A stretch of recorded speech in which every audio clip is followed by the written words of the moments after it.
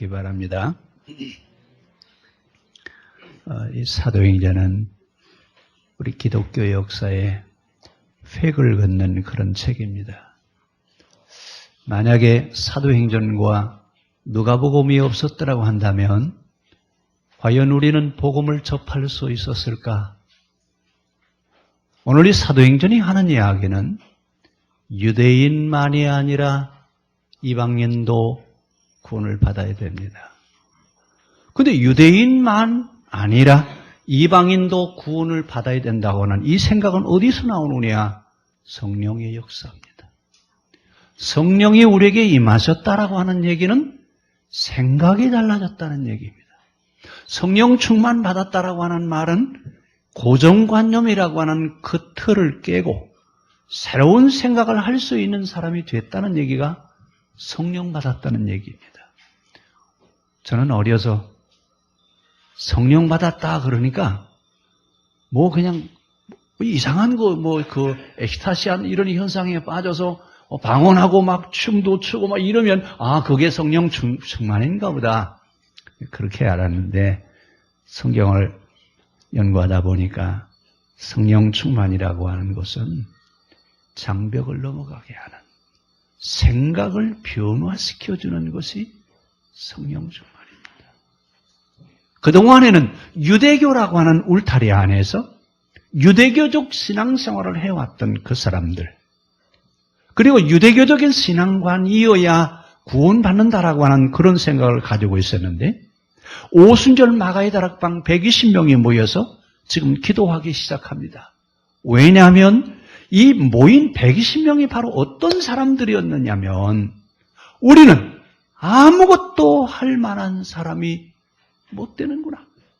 우리 힘으로 무언가 해보겠다고, 무언가 할 수 있다라고 이런 생각을 하고 살았는데 내가 나를 보니까 나는 무언가 할 만한 사람이 아니로구나. 그래서 그들이 마가의 다락방에 지금 모여서 기도하기를 힘썼습니다. 성경은 뭐라고 얘기하냐면 그들이 전혀 기도하기를 힘썼더라. 다른 일을 할 게 없어요. 왜냐하면 다른 걸 할 수 있는 그런 생각이 없어요. 이래서 마가의 다락방에 120명이 모여서 같이 기도했는데 오늘 1절에 보니까 다 같이 한 곳에 모였다고 그랬습니다. 근데 사실 이 120명은 예수님이 부활하시기 이전에는 생각을 같이 모을 수 있는 사람들이 아니에요. 여러분 마지막 예수님 성만찬 그 자리에서 제자들 쌈박질하죠. 누가 더 높은 자리에 앉을 것이냐, 누구를 더 높은 자리에 앉아줄 것이냐 쌈박질하고 있을 때 주님은 웃옷을 벗으시고 허리에 수건을 띠고 대야에다 물을 떠다가 제자들의 발을 씻겨주시면서 높아지려고 하지 말고 이렇게 낮아져라. 나처럼 이렇게 낮아져야 높은 사람이 되는 것이지 높은 생각을 가지고 있다고 해서 높은 사람이 되는 것이 아니다 라고 하는 얘기를 말씀을 하셨어요. 그리고 잡히시던 날 저녁에 제자들에게 뭐라고 말씀하시냐면 오늘 너희들이 다 나를 배신하고 도망갈 것이다. 그랬더니 제자들이 모두가 다 뭐라고 얘기했어요? 절대 그런 일은 없습니다. 아무리 의리와 여러분 윤리와 도덕적으로 보더라도 감히 우리가 어떻게 선생님을 배신할 수 있겠습니까? 그런데 실제 그들은 주님을 배신하고 더 심각하게는 예수님이 부활하셨다고 하는 것을 확인하고 베드로와 6 제자들은 디베레아 바다 가서 밤새도록 헛금을질을 하고 그리고 주님 만나고 다시 모여온 곳이 어디냐면 바로 이 마가의 다락방입니다. 여러분 우리가 관심을 가져야 될 것은 이들이 지금 모여있는 자리입니다. 예루살렘 성전에 모인 것이 아니라 마가의 다락방, 우리가 흔히 잘 아는 마간의 집에 다락방에 지금 120명이 모였는데 이 120명의 모두의 마음은 어떤 마음이었느냐 하면 디베레아를 경험한 사람들입니다. 우리는 무언가 할 수 있는 사람이 아니다. 이것을 경험하고 모였는데 모인 자리가 어디냐면 갈릴리가 아니라 예루살렘에 있는 마가의 다락방이에요. 여러분, 이 장소를 우리가 관심 있게 봐야 되는 것은 그동안 예수님과 3년 동안 활동할 때 활동 무대는 갈릴리였습니다. 그런데 이제 부활하시고 새로운 시작을 하고 있는 시작점이 어디였냐면 예루살렘이었습니다. 지난주 시간에 예루살렘에 대한 얘기를 말씀드렸습니다. 예루살렘은 종교 중심지 도시였었는데 이제는 종교가 종교 역할을 할 수 없는 중병이 걸린 도시였습니다. 여기서 지금 120명이 뭘 하고 있어요? 유대교 관습으로는 예루살렘 성전에 가서 제사를 드려야 됐습니다. 그런데 이들은 지금 예루살렘 성전에 가서 제사를 드리는 게 아니라 마가의 다락방에 모여서 120명이 한 마음 되어서 기도하기를 시작했습니다. 왜 기도했어요? 이제는 기도하는 것밖에는 할 게 없구나. 내가 할 수 있는 일이라고 하는 것은 이제 기도하는 것밖에 없구나. 그런데 그들의 기도는 어떤 기도였겠습니까? 하나님, 내가 뭔가 할 수 있는 사람인 줄 알았는데 이제 보니까 아무것도 할 만한 사람이 못 되는군요. 하나님, 아무것도 할 만한 사람이 못 되는 우리들을 하나님이 용서해 주십시오. 여러분, 이 기도였습니다. 이 기도를 그들이 얼마 동안 했을 것 같아요? 오순절 날이 이르렀다는 얘기는 6월절이 지나고 50일이 지났다는 얘기예요. 결국 며칠 동안 기도한 것 같아요? 부활절이 지나고 50일 동안 그들이 마가의 다락방에 모여서 철저하게 회개하고 자기 보기를 하는 시간이었습니다. 신앙은 어디서부터 출발이냐면 자기를 보는 데서부터 출발합니다. 내가 나를 보는 눈이 열어졌지 않다면 아직은 종교인입니다. 만약에 내가 나를 보는 눈이 열어지기 시작했다면 그는 이제 신앙의 세계에 들어오는 겁니다. 거듭났다라고 하는 이야기는 내가 나를 보는 눈이 열어졌다는 얘기입니다. 근데 내가 나를 보면 여러분 어떤 사람이에요? 하나님 앞에 내어놓을 만한 그런 이력서를 가지고 있는 사람이죠. 그분 앞에 감히 얼굴도 드러내놓을 수 없는 우리의 모습을 바라보면서 우리가 할 수 있는 기도는 뭡니까? 하나님, 우리를 불쌍히 여겨주시지 아니하면 우리는 아무것도 아니군요. 여러분이 여기서부터 신앙이 깊어지기 시작하는 겁니다. 그런 눈이 열어지지 아니했다면 오늘 120명이 마가의 다락방에 모여서 지금 하는 그 기도가 여러분의 기도가 될 수 있기를 바랍니다. 지금 이들의 기도는요, 실상의 현상의 문제가 아니라 자기 현 실존의 문제입니다. 자기를 인식하고 자기 존재를 바라보면서 나라고 하는 것은 하나님 앞에 이런 사람밖에 될 수 없구나라고 하는 것을 발견하면서 그들이 기도하기를 시작했습니다. 기도한다라고 하는 얘기는 나라고 하는 껍데기를 벗겨내는 겁니다. 우리 여러분 그 양파 벗겨보셨죠? 양파를 벗기면 뭐가 나와요? 네? 양파를 벗기면 뭐가 나와요? 눈물만 나오지요. 뭘 양파 벗겨보세요. 얼마나 매워요. 아주 그냥 그거 벗길수록 자꾸 매워지잖아요. 기도의 깊이는 거기에 있습니다. 우리의 껍데기를 벗겨내면 벗겨낼수록 남는 것이 뭐냐? 하나님 앞에 눈물밖에 없어요. 이게 우리의 현실존이에요. 이것이 우리의 존재입니다. 여기서부터 하나님이 우리에게 은혜를 주시는데 오늘 이 마가의 다락방에 모였던 120명은 아무것도 할 수 없는 것을 그들은 하나님 앞에 고백하면서 50일 동안 전혀 기도하기 시작했습니다. 그랬더니 어떤 현상이 일어나느냐? 성령이 임했다라고 하는 말을 사도행전은 이렇게 표현을 합니다. 어느 날 갑자기 하늘로부터 급하고 강한 바람 같은 것이 임하더니 우리에게 소리가 있는데 지금까지 한 번도 해보지 않는 언어를 사용할 수 있는 이런 현상이 일어났습니다. 여러분, 우리가 잘 기억해야 될 것은 현상의 귀를 기울일 것이 아니라 그것이 무엇이었느냐라고 하는 것이 중요합니다. 120명이 모두가 다 성령을 받고 여러분 모두가 다 방언을 하는데 같은 방언을 하는 게 아니라 120명이 각자 다른 방언을 시작했대요. 이 말은 무슨 얘기냐? 이제 120명이 로마 제국 120제국에 속해 있는 사람들에게 복음을 전할 수 있는 계기가 됐다 그 말입니다. 그동안은 유대교가 뭐라고 그랬어요? 구원은 유대인들만 구원을 받는 것이지 이방인은 구원받을 수 없다라고 이렇게 생각하고 있을 때 그들이 뭐라고 얘기했어요?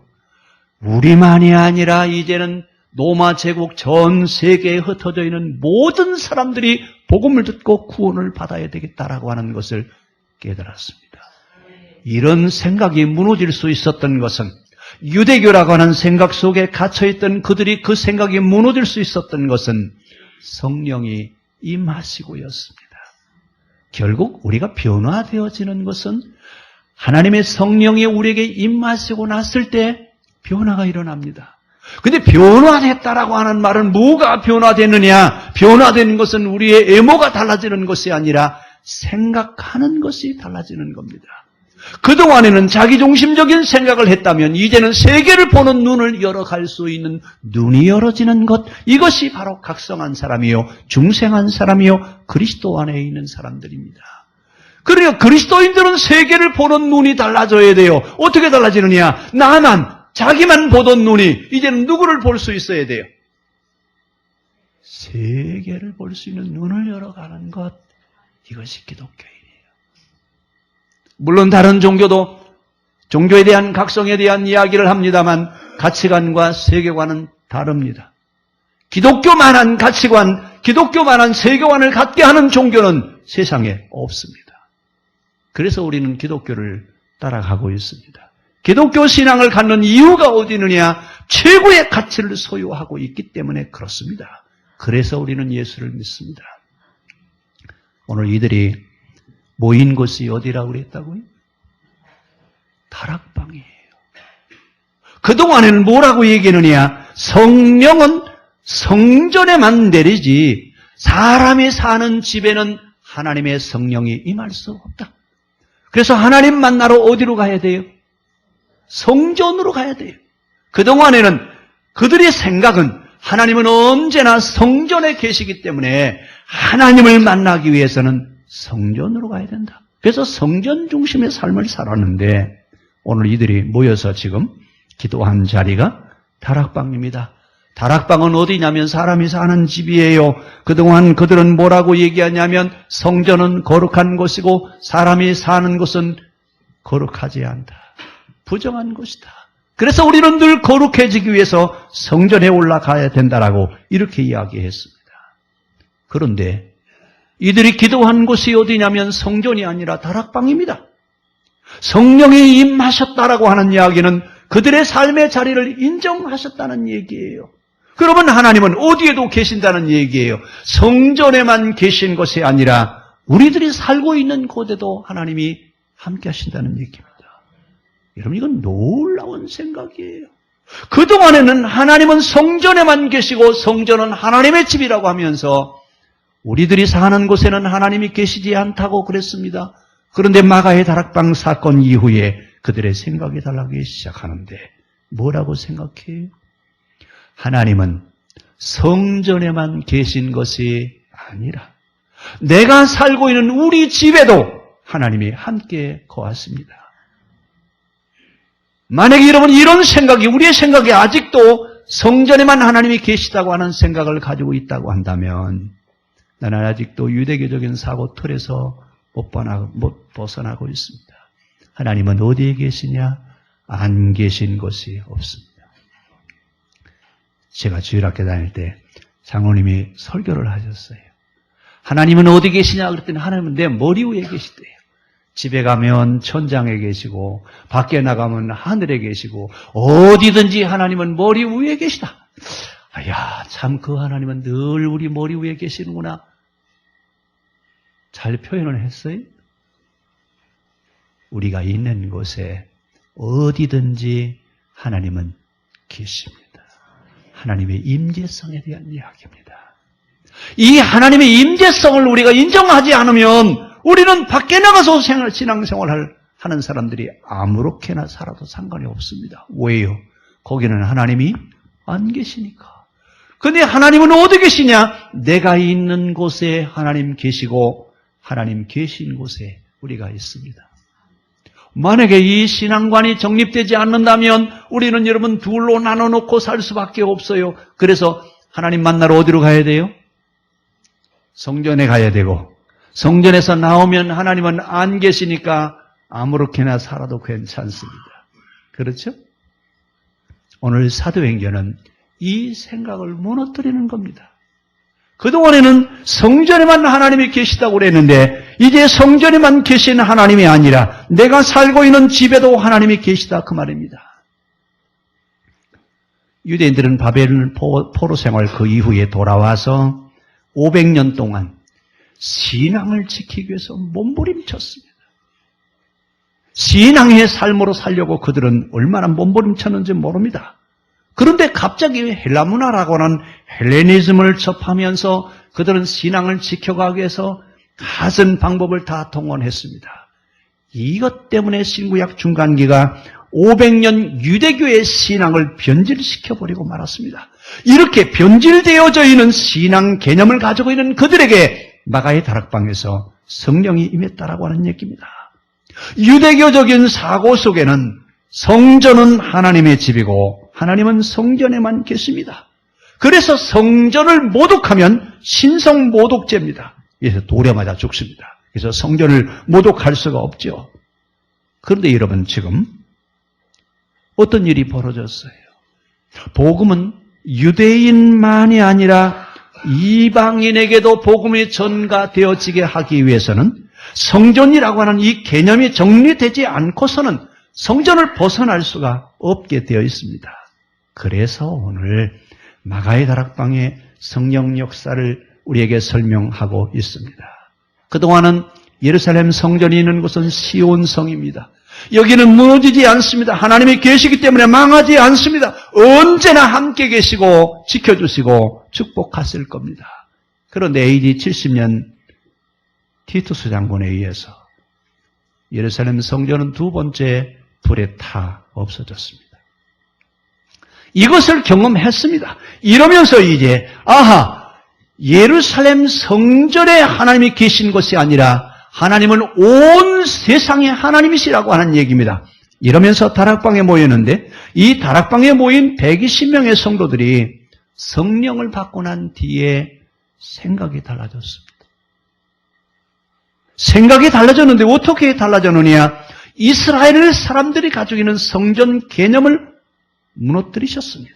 성전은 하나님의 집이요 하나님이 계신 곳이라고 하는 그런 개념을 가지고 거룩한 곳이기 때문에 모독하면 돌에 맞아 죽는다고 그랬는데 이 생각을 무너뜨리셨습니다.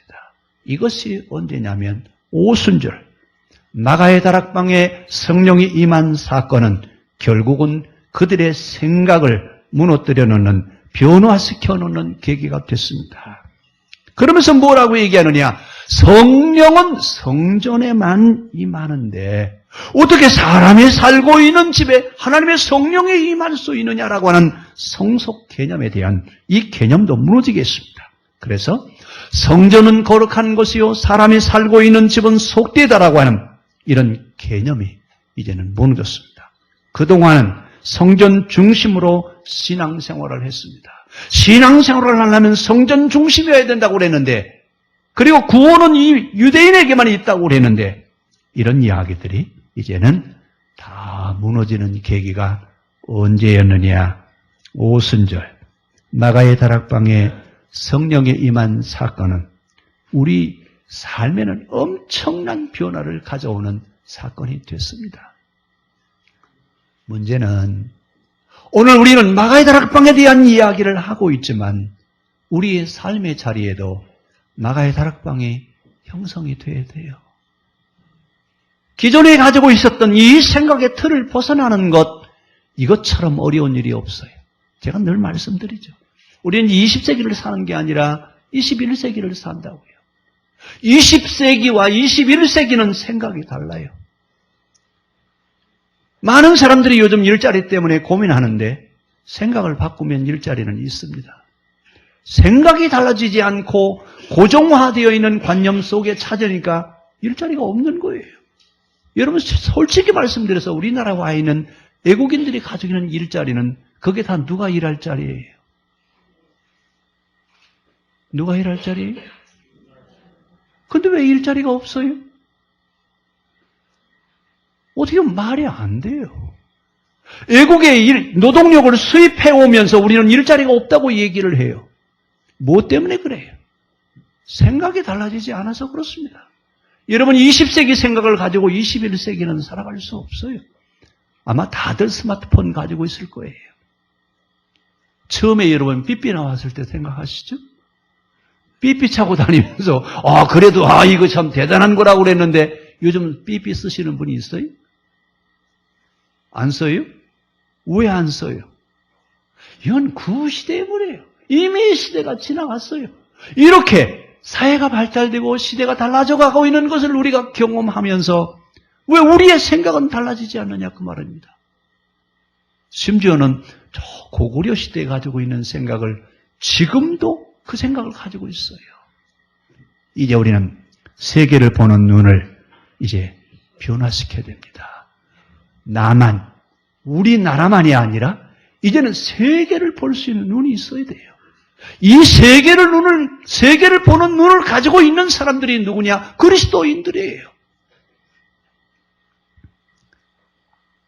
오늘 성전에만 임할 일들이 사람이 살고 있는 집에도 임했습니다. 오순절 성령 역사 사건은 사람의 집에도 하나님의 성령이 임하시는구나. 성령이 임하신다라고 하는 것은 거룩한 곳이라고 하는 얘기예요. 성전만 거룩한 곳이 아니라 우리가 살고 있는 집도, 내가 살고 있는 자리도, 내가 일하는 일터도 거룩한 곳입니다. 이 성속의 개념이 무너지지 않고서는 우리는 그리스도인으로서 살 수 없습니다. 이 이야기를 지금 누가 하고 있어요? 마가의 다락방에 대한 얘기, 바로 이 이야기입니다. 우리의 생각의 폭을 넓혀가자 그 말입니다. 자, 우리 옆 사람 손잡으시고 우리 생각이 세계화 되어져야 합니다.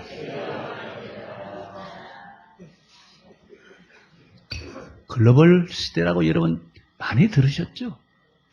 그 얘기는 바로 세계화를 이루어야 된다는 얘기예요. 우리는 이제는 우리만 보고서는 안 됩니다. 세계를 보는 눈을 가지고 있어야 살 수 있어요. 이제 우리 자라는 아이들도 마찬가지예요.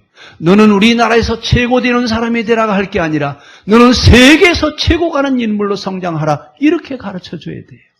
왜냐하면 지금은요. 우리나라에서 암만 잘해도 소용가 없어요. 세계에서 1등 가야 돼요. 세계에서 최고 가는 사람이어야 세계 사람을 먹여 살릴 수 있어요. 우리나라가 그런 나라가 됐으면 좋겠습니다. 그래서 우리나라 이름을 참 잘 지었어요. 대한민국. 큰 대자예요. 여러분 어느 나라가 대자 쓰는 나라 있어요? 세계에서 큰 대자 쓰는 나라는 우리나라밖에 없어요. 이렇게 큰 나라가 되기를 소망하는 것이 우리 조상들이었어요. 우리 조상들은요 정말 깨인분들이었어요. 자, 이제 우리가 마가의 다락방에 대한 얘기를 하면서 우리들의 생각이, 우리의 사고가, 우리의 가치가 이제는 세계를 향할 수 있는 그런 눈이 열어져야 될 줄로 믿습니다. 자, 마가의 다락방에 성령이 임했다라고 하는 이야기는 성령이 임하시면 반드시 일어나고 있는 사건이 있는데 권능이 임합니다. 자, 이 권능이 임했다라고 하는 이야기는 어떤 병자가 일어나고 소경이 눈을 뜨고 귀머거리가 귀가 열어지고 이런 현상보다 더 중요한 것은 성령 받은 그 사람의 생각이 달라지는 겁니다. 성령이 임했다라고 하는 얘기는 생각이 달라진다는 얘기인데 어떻게 생각이 달라지느냐? 이제 바른 생각을 할 줄 알고 바른 생각으로 살아가는 사람, 성령 받은 사람이에요. 지금 우리 사회는 여러분 어떤 사람이 필요하냐면 바른 생각을 하고 바른 생각으로 살아가는 사람들, 이런 사람들이 그리스도인이어야 돼요. 기독교가 우리나라에 처음 들어왔을 때는 세계에 이런 유래가 없습니다. 그리고 우리 교회, 기독교가 우리 한국 사회에 와서 끼친 영향은 엄청나게 컸습니다. 100년이 지나고 난 지금 요즘은 교회가 사회를 걱정하는 게 아니라 사회가 어디를 걱정하고 있어요? 이제는 거꾸로 돼버렸어요. 전에는 교회가 사회를 걱정했는데 지금은 이 사회가 교회를 걱정하고 있어요. 무엇 때문에 그래요, 여러분? 네? 뭐가 달라지지 않아요? 바른 생각으로 바르게 사는 사람들이 그리스도인이어야 돼요. 그런데 여러분, 바른 생각을 가지고 바르게 살아가는 사람들을 좀 교회를 통해서 봤으면 좋겠는데 교회 안에 그런 사람들이 적은가 봐요. 그래서 좀 걱정하고 있어요. 오늘 우리에게도 성령이 임하셔서 바른 생각으로 바르게 살아가는 성도의 삶이 우리에게 임해야 될 줄로 믿습니다. 그런데 성령이 임했다라고 하는 이야기를 어떻게 표현하느냐 하면 사람의 혀 모양으로 임했다. 성령은 사람의 혀를 대신하는 일을 하게 하셨다. 그 얘기입니다. 혀에게 임했다라고 하는 얘기는 우리 혀로 하는 일을 이제는 내가 하는 것이 아니라 성령이 그 일을 할 수 있도록 우리를 도와주신다는 얘기입니다. 한 번도 해본 적이 없는 말을 120명이 지금 각자 방언을 하고 있습니다. 이때는 라틴어는 거룩한 것이요 이방인은 속되다고 하던 시대입니다. 그러니까 라틴어를 해서 하나님 앞에 기도를 해야 거룩한 기도를 하는데 아니 세상의 각종 언어들을 사용하는데 거룩한 것이에요, 속된 것이에요. 기존의 사고를 가지고서는 이건 들을 수 없는 속된 언어였습니다. 그런데 하나님은 그들에게 각종 방언을 말하게 하시고 세상의 모든 말을 그들이 각자 하게 했어요. 이 말은 이젠 모든 부족에게로, 모든 사람에게로 하나님의 말씀이 전파되어져야 된다 그 말입니다. 근데 이 일을 감당했던 사람들이 바로 어떤 사람이었느냐? 갈릴리 사람들이었어요. 그 당시 이 사람은 갈릴리 사람이래라고 하는 말은 여러분 좀 좋은 말이 아니에요. 아주 막 욕하는 소리나 마찬가지예요. 그런데 갈릴리 사람들 120명이 마가의 다락방에 모여서 성령 받고 난 뒤에는 무슨 일이 벌어졌어요? 저 무식쟁이들 말이야. 저 사람들 나누고 기억자도 모르는 사람 이렇게 치고받았던 사람들이 세계를 향하여 나갈 수 있는 사람들로 변화되었습니다. 오늘 그들은 성전을 통해서 히브리어로 하는 설교를 들어야 하는데 이제는 온갖 세상의 모든 말들을 다 할 수 있는 결국 어떤 일이 일어나느냐? 거룩하다고 하는 개념이 무너졌고 속되다고 하는 개념이 무너졌고 신비한 능력이라고 하는 것도 무너졌습니다. 하나님의 큰 일은 세상 속에서 이루어지는 것이지 어떤 한 사람을 통해서 이루어지는 것이 아니라고 하는 것을 그들은 알았습니다. 그래서 이제 방언으로 막 말하기를 시작합니다. 오순절 명절을 지키러 예루살렘에 와 있던 사람들이 자기 나라 말로 하는 사도들의 말을 들으면서 깜짝 놀라는 거예요. 왜냐하면 여러분 그 당시 6월절이나 오순절 때는 예루살렘의 성전에 모여서 성지순례를 하러 오는데 이때 성지순례는 세계 각지에 있는 사람들이 몰려옵니다. 그러니까 하나 성전에 와서 제사를 드린다라고 하는 것은 다 같지만 생활 풍습과 언어는 각각 달라요. 그래서 이 통역해주는 사람들이 없으면 굉장히 어려워할 텐데 아니 자기 나라 말로 막 설교를 하고 자기 나라 말로 말하는 걸 들으면서 이 사람들이 놀랄 수밖에 없게 되었습니다. 이제 세상이 달라졌다 그 말입니다. 지금까지는 히브리어와 라틴어만 사용했는데 이제는 각 부족의 언어로 하나님의 복음이 전파되어지게 돼 있다 그 말입니다. 누가 그 일을 하셨어요? 성령이 온 세계 모든 사람들에게 이제는 복음이 전파되어지게 했습니다. 이 복음의 역사가 유럽을 통해서 아메리카를 통해서 우리 한국에까지 그 복음의 역사가 우리에게 왔습니다. 120명이 시작한 복음의 역사가 온 세계 각지에 퍼져갔습니다.